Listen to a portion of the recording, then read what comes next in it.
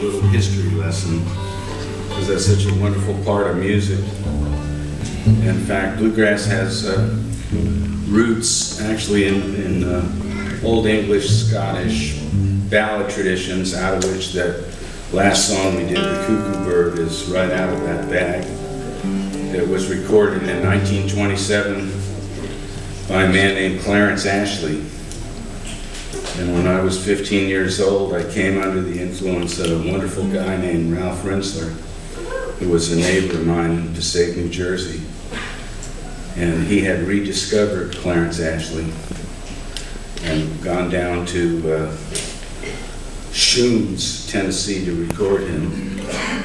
And he recorded Clarence, who hadn't played, made a record, and well, this was around 1960, and made a record in about 33 years.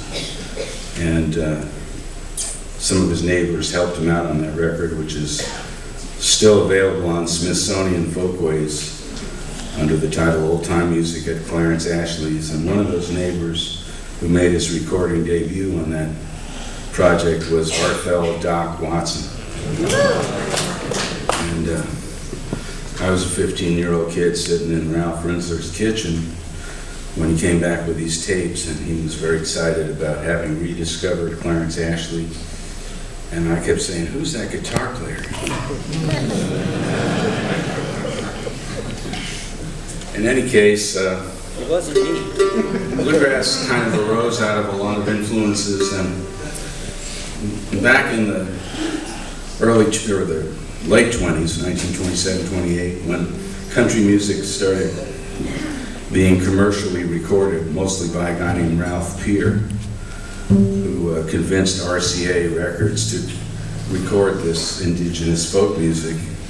And it was really interesting because every group or artist had their totally own unique style, and which has gotten pulverized down into kind of a homogeneous thing a lot today. But back then, everybody had their own sound. If you lived 10 miles up the road, you had a different style of fiddling, banjo playing. One of the most popular recording groups in that first golden era of country music was the Carter family, who Maybelle and her cousin Sarah and Sarah's husband AP. And AP was a song catcher. He would go traveling, walking for miles, and collecting songs. And he took with him a black man named Leslie Riddle, who was kind of like a human tape machine, since they didn't have such things back then. And Leslie Riddle would memorize the tunes, and AP would write down the words.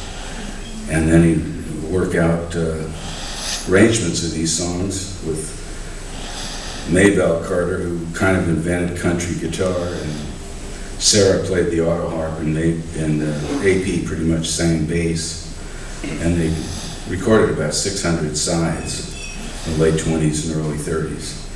And these are definitely a couple of the cornerstones upon which bluegrass is built. So we'd like to go back and play one of these great Carter family songs, another true disaster song, train disaster,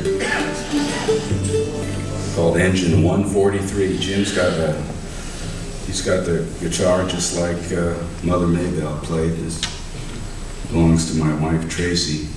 She generously loaned us this guitar for this song.